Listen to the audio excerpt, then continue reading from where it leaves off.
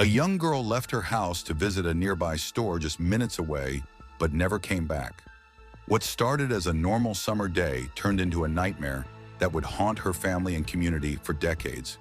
The police launched an intensive investigation and found some strange clues, but the truth wouldn't come out until many years later and in the most unexpected way.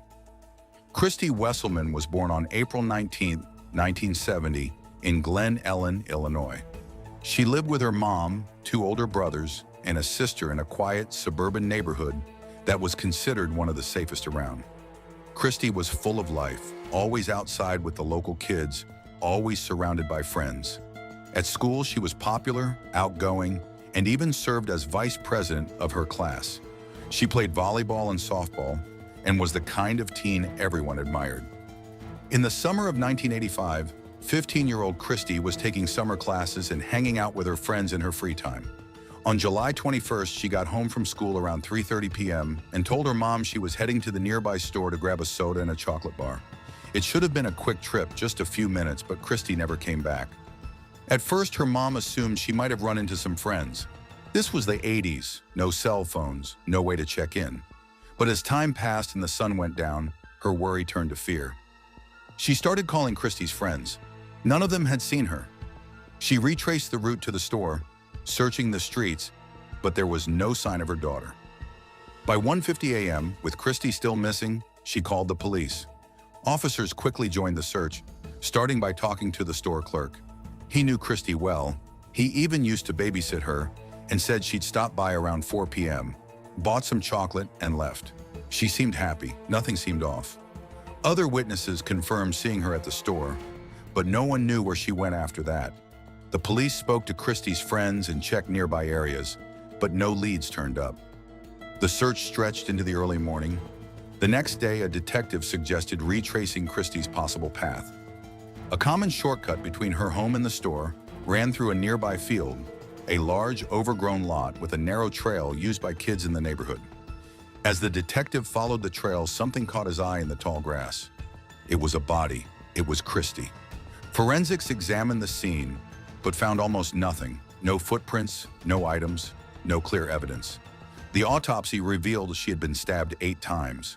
There were signs of sexual assault and biological evidence was collected, but DNA testing in 1985 was still in its infancy. The sample was preserved, hoping one day technology would catch up. One detail stood out. Christy had been wearing a pearl ring that day. It was missing. Investigators believed the killer may have taken it, and pawn shops were told to keep an eye out. But the ring never turned up. Despite questioning neighbors and tracking possible witnesses, no one had seen or heard anything. Strangely, there had even been a backyard barbecue just yards from where her body was found, and a gas station employee working nearby, but no one saw a thing. Police theorized that Christy's killer may have followed her from the store and led her quietly into the grass. Perhaps she knew him, which could explain the lack of struggle or screams. Investigators questioned everyone in her life and people with criminal records in the area, but nothing stuck. The case went cold. Then in 1988, as DNA testing advanced, police collected samples from past suspects. None matched the evidence except one man, Dana Henry, refused to provide his DNA. Henry had lived near the crime scene and had been a person of interest early on. His refusal now raised red flags.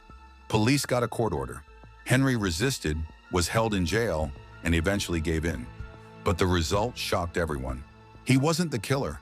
His DNA didn't match. Despite being cleared, Henry's life was destroyed. He lost his house, friends, and reputation. He filed a lawsuit against the police but received no justice or apology. Even years later, he said the trauma had never left him. In 1989, the case took another strange turn. A local man named Willis, who had been obsessively sending the family bizarre tips about the killer, was hit with a restraining order. The police checked him out too, and nothing connected him to the crime. In 2000, the killer's DNA was entered into the FBI database, but still, no match. For 30 years, the case stayed cold. Detectives retired, the family waited. For 30 long years, Christy's murder remained a cold case, a haunting mystery, a wound that never healed. Her mother waited, hoping, praying, aching for justice that never came. But then in 2015, everything changed. Police got a hit, a match, buried deep in the state's DNA database. A sample finally aligned. It pointed to a name no one had ever suspected: Michael Jones, a 62-year-old man from Champaign, Illinois, over 150 miles from where Christy was found. His DNA had been collected after a domestic violence arrest. And here's the twist. Illinois had passed a law mandating DNA from arrestees, partly because of Christy's unsolved case. In a tragic irony, her story helped change the law that would eventually crack her own murder. Michael Jones wasn't a stranger to violence. In the 1970s, he assaulted a woman. Years later, he left another woman bleeding in a hospital parking lot. He was sentenced to 20 years. But the justice system failed again. He served just six years. And just 2 years later, Christy was dead. Over the years, Jones slipped through the cracks again and again. One wife filed for a restraining order he'd shown disturbing interest in a young relative. Another woman described him as volatile, obsessed with true crime, and unnervingly quiet. He loved taking long motorcycle trips and solo journeys across the state. And Christy's town? It was right in his path. He was probably just passing through. Wrong place, wrong time for Christy. When the DNA results came in, detectives called Christy's mother. 3 decades of heartbreak. And suddenly, an answer. Michael Jones was arrested and charged in 2015, but the case dragged on. 3 more painful years passed. And in 2018, the trial finally began. Faced with overwhelming DNA evidence, Jones crumbled. He pleaded guilty in exchange for a lighter sentence. 80 years in prison, parole, not until 2095. Christy's family finally had something they never thought they'd get: the truth. But there was no peace, only anger. Why had he been released so early back in 1983? If he'd served his full sentence, Christy might still be alive. Even Dana Henry, the man wrongly accused all those years ago, attended the trial. He had lived in the shadow of suspicion for decades. His life was torn apart by a crime he didn't commit. He came to see justice done, but he said the pain never truly left. He never got an apology. Not from the police, not from prosecutors, not from anyone. Christy's story is one of sorrow, of a life interrupted by tragedy, of a system that failed when it mattered most. Justice was not just delayed, it was buried under years of silence, of red tape, of painful waiting. But finally, after decades of unanswered questions and sleepless nights, the truth came to light. And though justice was served, it came at a heavy cost. Time lost, pain endured, and for Christy's family and for Dana, the scars left behind may never fully heal. This case is a chilling reminder. Our justice system, while built on the promise of fairness, is not infallible.